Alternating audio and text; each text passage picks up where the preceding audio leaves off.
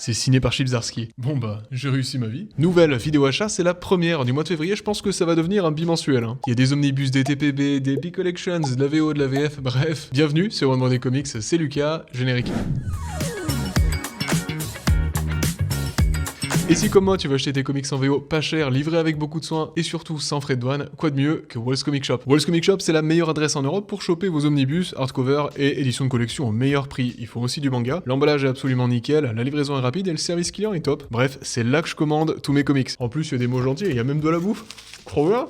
Merci à Walls Comic Shop de sponsoriser cette vidéo. Avec le code OneMoreDay10, vous obtenez moins 10% sur votre première commande, sachant que la livraison est gratuite dès 150 € d'achat en France, Luxembourg et Belgique, bref, foncez parce que c'est les amoureux des comics. Avant ça, dis-moi ce que toi t'as acheté en commentaire et c'est parti pour le premier achat. Et commençons avec les TPB, il y en a plein, donc on va quand même y aller un par un. Vous avez ici Absolute Green Lantern, que dire si ce n'est que c'est le nouveau Absolute, la nouvelle série Absolute de la nouvelle vague, du moins celle qui était sortie avec Flash. Il sort en France, il me semble, tout récemment là, chez Urban Comics. Ça c'est le TPB VO, vous avez ici les 6 premiers épisodes d'Absolute Green Lantern. J'avais parlé sur la chaîne en août dernier du premier épisode, je crois peut-être le deuxième, mais en tout cas le premier. J'avais trouvé ça cool, mais pas hyper emballé par les dessins. En effet, c'est scénarisé par Ale Wing et c'est dessiné par Janoy Lindsay, artiste que je ne connaissais pas et artiste que je n'aime pas forcément, parce qu'il y a quand même un style qui est un mélange entre le manga et le comics. D'habitude, ça j'aime bien, mais là ça fait vraiment webtoon pour le coup, et ça casse parfois un peu le plaisir de lecture, notamment avec des perspectives un peu étranges et des visages parfois qui paraissent un peu déformés, mais dans l'action c'est super dynamique et ça reste assez minimaliste, donc en vrai, à voir si à la lecture je vais m'y faire. Au niveau du scénario, je m'attends quand même à quelque chose d'un peu révolutionnaire, même si j'ai vu que c'était un Absolute qui divisait pas mal. J'ai pas été emballé du tout par Absolute Flash, ça vous le savez, donc j'espère que Ale Wing ne va pas décevoir avec ça. En tout cas, vous le savez, j'essaie de me remettre à Green Lantern, du moins de lire les classiques de Green Lantern que je n'ai jamais lu. Je pense au run de Jeff Jones dans la dernière vidéo achat avec ce compendium monumental là qui s'est brisé la colonne un peu, mais c'est ok, il va bien, promis. Donc j'espère trouver quelque chose d'assez rafraîchissant et de nouveau, sans que pour autant il y ait besoin de connaître énormément de choses de Green Lantern. C'est censé être un point de départ pour les nouveaux lecteurs, donc voilà, j'espère que c'est le cas et que ça sera une très bonne série Absolute. Je suis pas hyper fan de la couverture,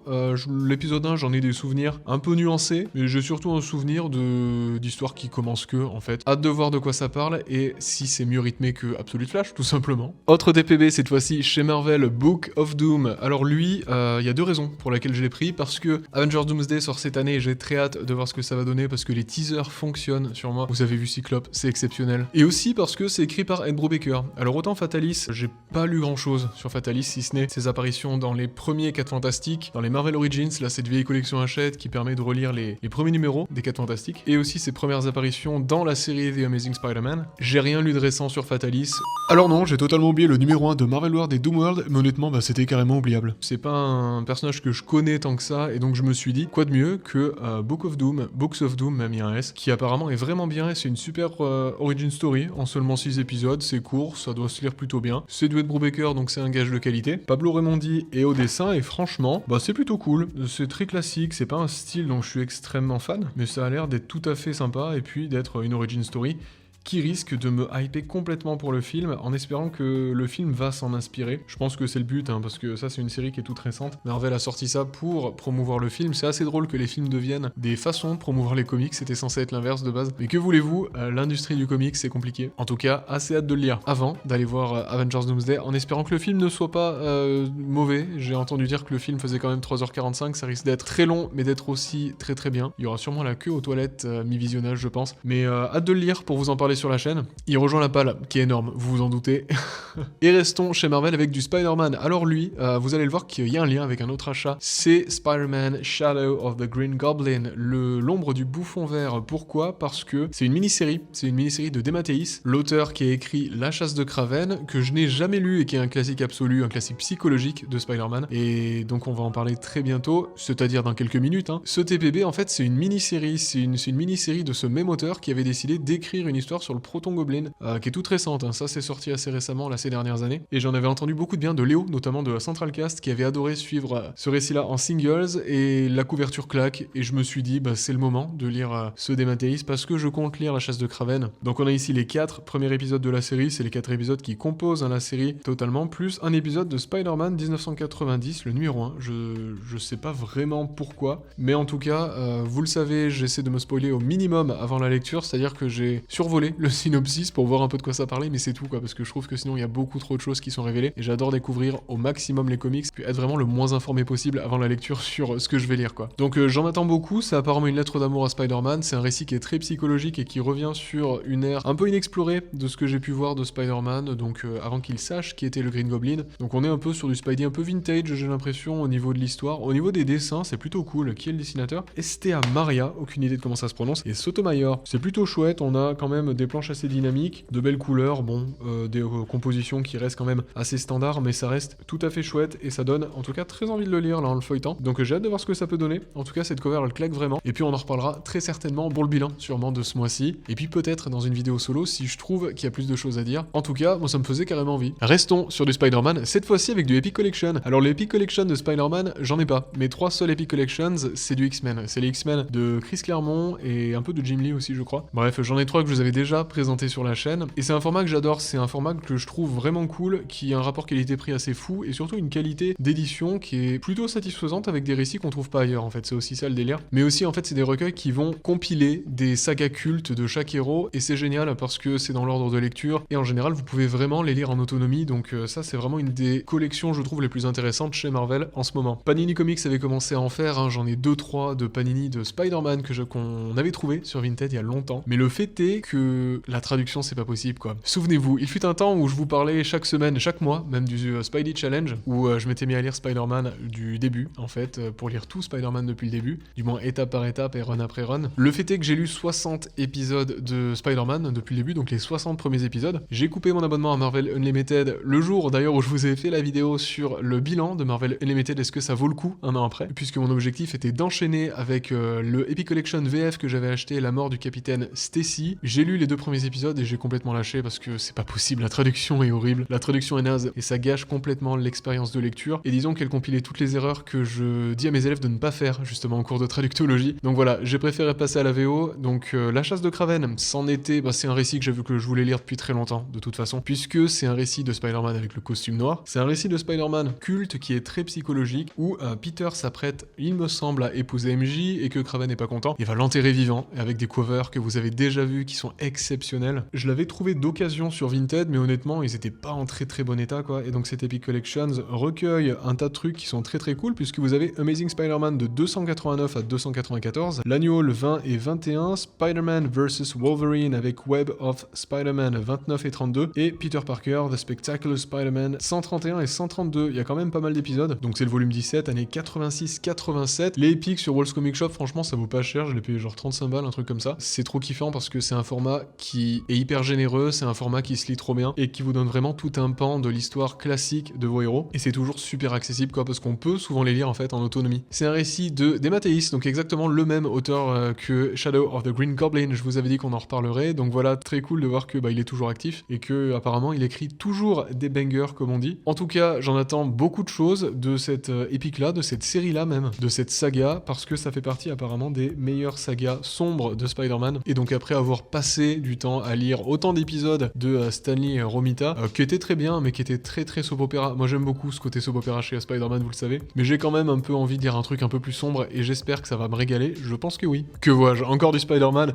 Celui-ci est signé, et ça c'est fou, hein. Chip Zdarsky, Life Story, Mark Bagley au dessin, exceptionnel. Que dire si ce n'est que c'est un classique et qu'on le cherchait dans Chasse aux Comics, l'épisode 2, qui était sorti le mois dernier. L'épisode 3 arrive bientôt d'ailleurs, donc autant vous dire que je le voulais beaucoup, et que sur Walls Comic Shop, effectivement, je l'ai vu signé. Il était pas si cher. Pour dire que c'est une édition signée, c'est assez fou de se dire que c'est signé par l'auteur, que par Chip Zdarsky, qui est quand même une superstar des comics. Et donc, dès que je l'ai reçu, je me suis empressé de pas de le lire, pas en entier, parce qu'en ce moment, je suis complètement pris par Black Science. Je l'ai toujours pas fini. J'arrive à la fin du compendium, il y a 43 épisodes, c'est fou, et j'ai pas envie de lire autre chose parce que l'immersion va être brisée, j'en suis sûr. Mais j'ai quand même lu le premier épisode parce que il est génial, et autant vous dire que c'est une belle claque. Ça, si vous l'avez déjà lu, je suis sûr que vous l'avez déjà lu, parce que c'est quand même un récit classique qui est quand même sorti en 2019. Chip Zdarsky explore dans cette mini-série en fait ce que serait la vie de Spider-Man si effectivement il vieillissait avec l'univers Marvel, c'est-à-dire qu'il y a 6 épisodes et chaque épisode va le faire vieillir de 10 ans, et que chaque épisode correspond à une décennie de l'histoire de Spider-Man. Donc le premier épisode se concentre sur aussi la guerre du Vietnam et tout ce qui va avec, c'est les origines de Spider-Man, avec aussi la redéfinition du rôle des héros dans la guerre du Vietnam, que ce soit Captain America qui va décider de rejoindre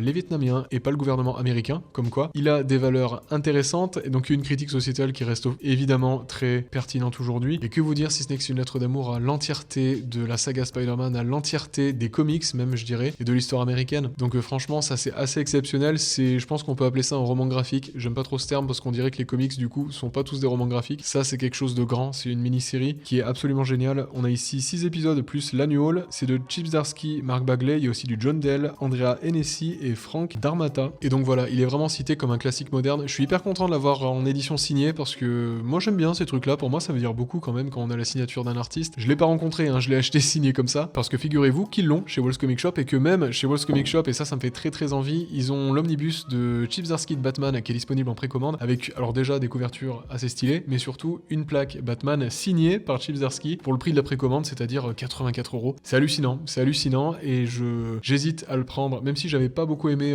Failsafe, le premier tome chez Urban Comics. Donc bon, je vais me contenter de finir ce Spider-Man, on en reparlera très certainement sur la chaîne, que ce soit avant ou après le bilan dans une vidéo dédiée parce que je pense que c'est un comics qui mérite cette vidéo dédiée. Rien qu'avec le premier épisode, moi j'ai été conquis. Et au dessin, Mark Bagley, il faut dire que j'étais pas fan de son style autant sur Ultimate Spider-Man de Bendis. En même temps, c'était il y a plus de 20 ans. J'étais pas du tout fan de la façon dont il dessinait notamment les visages et tout ce qui va avec. Même si j'aimais beaucoup son Spider-Man en action, là, je trouve que il a un style qui est hyper mature et qui est vraiment bien et qui fonctionne de ouf. Et j'aime beaucoup Mark Bagley dans ce récit-là. Donc voilà, à voir ce que ça donne sur le long terme, une fois que j'aurai lu les 6 épisodes, et donc l'annual qui va avec. Mais en tout cas, c'est un très beau TPB, c'est du souple évidemment, comme tous les autres TPB, mais je trouve que celui-ci a vraiment une superbe DA, autant sur la couverture que l'arrière, la 4ème de couverture, qui est super chouette. Et puis c'est signé quoi, trop cool. Avant de passer à la VF, puis l'omnibus, bien entendu Void Rivals. Alors celui-ci, vous m'en avez parlé énormément, que ce soit en live ou que ce soit dans l'épisode Chassons des comics sur Vinted, l'épisode 2. Pourquoi ? Parce que Void Rivals, c'est une série de Robert Kirkman et moi c'est ce qui m'a vraiment vendu. Je connais pas l'Energon Universe. Pour moi l'Energon Universe c'est des camions qui se transforment en robots ou l'inverse, je sais pas. C'est sûrement très insultant pour toute une communauté, j'en suis désolé, mais je ne connais pas le Transformers, je ne connais pas G.I. Joe, je ne connais pas tout ça. Pour être honnête ça m'intéresse pas du tout, que ce soit les films ou tout ce qui va avec. Mais Void Rivals j'en ai entendu énormément de bien et ce qui m'a convaincu c'est surtout Robert Kirkman. Robert Kirkman au scénario, moi c'est ouf parce que c'est un auteur que j'adore, c'est un de mes auteurs préférés, du moins c'est l'auteur de mon comics préféré, The Walking Dead et non pas Invincible que j'ai pas fini, on va en reparler très bientôt parce que l'omnibus sort je crois en avril. Donc autant vous dire que c'est hyper intriguant et que j'ai assez hâte de le lire parce qu'apparemment c'est bien Void Rivals et apparemment on peut le lire même si on n'y comprend rien et au contraire ça peut même nous convertir à tout ça et j'espère que je vais être converti parce que j'adore les bons comics donc autant kiffer. Et mon cher ami Nomix, n'hésitez pas à aller voir ce qu'il fait, c'est génial. Me l'a super bien vendu et les éditions Urban sont très cool pour le coup. Moi je l'ai pris en VO, il y a des éditions hardcover en VO qui sont magnifiques aussi. Je verrai si je franchis le pas avec les éditions hardcover en VO, mais je vais d'abord voir si ce premier TPB me plaît. On a les épisodes 1 à 6 de Void Rivals. Franchement, côté dessin, Lorenzo De Felici et Mateus Lopez font un travail absolument fou. C'est un style assez minimaliste, hyper propre, avec des traits vraiment nets, très dynamiques. Franchement, moi je trouve ça super beau, je trouve ça hyper attrayant à l'œil. Et rien que pour le dessin, ça me donne vraiment envie de le lire pour la DA et tout ce qui va avec. Donc voilà, très curieux de lire ça, très curieux de vous faire un retour aussi dessus. Et puis si ça me plaît, pourquoi pas aller voir les autres séries, parce qu'il y en a plein, il y a Duke, ils en parlent à la fin. Il y a Cobra Commander, il y a aussi évidemment Transformers. Nomix m'avait expliqué que Transformers c'était du Daniel Warren Johnson et que c'est exceptionnel. Et franchement, vendu comme ça fait assez envie. Donc hâte de découvrir si c'est des robots qui se transforment en camions ou des camions qui se transforment en robots. Bref, très hâte de le lire et de découvrir ce que ça vaut parce que Robert Kirkman, c'est toujours très très bien. J'ai jamais été déçu par ce gars-là, même sur Outcast que moi j'ai bien aimé. Après, je l'ai pas fini. De la VF, un peu d'Urban avant de passer à la VO avec le dernier omnibus, avec le gros omnibus ici. Green Lantern, Emerald Twilight. Alors lui, je le voulais pour plusieurs raisons. J'ai pas prévu de le lire incessamment sous peu pour le moment. Du moins, je pense pas que ça va être le premier Green Lantern que je vais lire, même si peut-être qu'il faudrait sur l'ordre chronologique, ça paraît plutôt logique. Mais je le voulais parce que déjà, j'avais jamais tenté la collection paperback chez Urban. Je m'étais dit que je le ferais avec le Green Lantern de Jeff Jones et finalement, je suis passé à la VO parce que je trouvais ça plus intéressant. Il faut dire que les paperbacks d'Urban, même si il s'est un peu abîmé en haut et il a l'air d'avoir cette couche en plastique qui le protège là, qui se décolle un peu dans les coins, ils sont quand même très solides et donc à voir si ça tient bien dans le temps. Bon, je pense que le mien a peut-être quelques petits coups reçus à la livraison, je sais pas, j'ai pas fait gaffe pour le coup. Mais la collection paperback avec les rabats, moi je trouve ça trop bien. Les rabats c'est la vie, les rabats sur le souple, j'adore. Et le souple, franchement c'est cool. En plus, Urban fait vraiment des éditions hyper colorées pour tout ça. Avec la date sur le côté, ça fait vraiment archive pour le coup, avec des récits cultes à un prix qui reste plutôt correct, même si c'est vrai qu'on avait du dur à cette époque, à la bonne vieille époque d'Urban Comics. Mais que voulez-vous, c'est la nouvelle collection, franchement je la trouve bien. Je trouve qu'ils utilisent bien les rabats, notamment avec des frises chronologiques et des informations plutôt intéressantes, que ce soit avec les couvertures et ce que le volume contient. D'ailleurs, il contient les épisodes de Green Lantern 49 à 55, 45, l'épisode 0 est 63 à 64. Et on vous dit que Green Lantern 49 à 55 ont été précédemment publiés dans Green Lantern Emerald dans la collection DC Confidential, et que là on a des épisodes inédits. Donc si vous l'avez déjà en hardcover de la vieille édition Urban, ça peut valoir le coup si vous voulez lire ce qui est en bonus. Honnêtement, c'est un récit de ce que j'ai entendu dire qui était plutôt intéressant, avec un Hal Jordan qui pète un peu les plombs. On peut le voir à la couverture. C'est un récit de 1994, donc ça date un peu, mais ça a l'air d'être aussi un moment clé de l'histoire de Green Lantern, de l'histoire de Hal Jordan. Je suis content de l'avoir pris, c'est pas une priorité dans ma pile à lire, mais franchement cette collection paperback de chez Urban, très cool. Je suis assez satisfait et je trouve que certes ils sont passés au souple pour un prix qui reste quand même assez important, mais la qualité est là. Et puis perso, le souple, je trouve ça vachement bien au final. Après c'est vrai que si vous aimez pas la couleur, la tranche fait un peu tache. Moi honnêtement j'aime bien, je trouve que ça donne justement un peu de couleur à toute cette collection Urban là, qui est très très grise et très très noire depuis des années. Alors c'est vrai que ceux qui achètent du Urban depuis 10 ans, c'est un petit choc culturel, hein, mais faut un peu de changement, je trouve ça bien. Et le dernier tome en VF que j'ai voulu prendre ce mois-ci, c'était évidemment Superman Unlimited, donc de Dan Slott et Raphaël Albuquerque. Que dire si ce n'est que c'est une série qui me fait très envie. C'est une série que j'avais vu passer à l'époque en numérique. J'avais feuilleté les premiers numéros et j'avais trouvé ça plutôt joli parce que c'est du Raphaël Albuquerque. J'adore Raphaël Albuquerque, je trouve que c'est un artiste vraiment qui est assez exceptionnel. Dan Slott, je l'avais bien aimé sur Spider-Man. Je sais pas trop ce que j'ai lu d'autre de Dan Slott honnêtement, à part un peu de Spider-Man. Mais c'est un duo d'artistes que j'aime bien qui bosse ici sur Superman dans une série qui est très good mood de ce que j'ai pu lire, une série qui est dans la même vibe que le film puisque c'est une série qui accompagnait la sortie du film de James Gunn. Donc voilà, j'ai assez hâte de lire ça parce qu'apparemment c'est très très bien. Évidemment, c'est une histoire inédite. Et puis bon, moi j'ai quand même bien aimé le film Superman de James Gunn. Je l'ai pas trouvé non plus exceptionnel d'un point de vue scénario, mais j'adorais la tonalité et l'ambiance. Donc si c'est la même chose, ça peut être que génial. Et puis si en plus ça permet de ramener de nouveaux lecteurs dans les comics avec des personnes qui ont aimé le film, c'est jackpot quoi. Donc Superman Unlimited, ça raconte ici l'histoire de Superman qui va devoir faire face à une nouvelle menace, un astéroïde énorme qui contient plein de kryptonite, et il y a vraiment trop de kryptonite qui tombe sur Terre de ce que j'ai compris. Ça paraît un peu bizarre dit comme ça. Peut-être que j'ai rien compris et que je le vends mal parce que je l'ai lu en travers, parce que j'ai pas envie de me spoiler. Mais j'en ai entendu que du bien, très hâte de voir ce que c'est. Niveau graphique c'est assez exceptionnel, Raphaël Albuquerque vraiment extrêmement talentueux. Je trouve qu'Urban Comics a choisi une super couverture aussi, comparé à la couverture VO qui pour le coup est très basique, fait un peu affiche de film. Là ils ont quand même pris un Superman de dos, avec une couverture minimaliste qui je trouve fonctionne à merveille. Et puis voilà, ça a l'air d'être quand même très accessible aux nouveaux lecteurs, parfait pour se plonger dans Superman. Et puis ça va un peu changer d'Absolute Superman qui pour le coup est évidemment beaucoup plus sombre parce que c'est le but. Vous le regardez depuis le début, le voilà, le magnifique omnibus All New X-Men de évidemment Bendis, dans une couverture assez particulière puisque c'est la variante d'Alex Ross. Et que dire si ce n'est que ça a été un coup de foudre. Lorsque je l'ai croisé juste avant le tournage de Chasse aux comics sur Vinted épisode 2, j'en parlais dans l'épisode, j'ai fini par le prendre tout simplement parce que c'est un omnibus qui en plus n'est plus édité, donc autant dire que cette version là elle devient rare, elle devient chère évidemment parce qu'elle est out of print, et quand c'est le cas, ça devient cher. Et cette couverture là elle est seulement dispo dans les comic shops. Je crois que Walls Comic Shop en a encore 2 en ligne, le prix est évidemment un peu plus haut comme c'est un DM, c'est du direct market. On est ici sur une variante d'Alex Ross qui est trop belle quoi, regardez ça, je suis fou.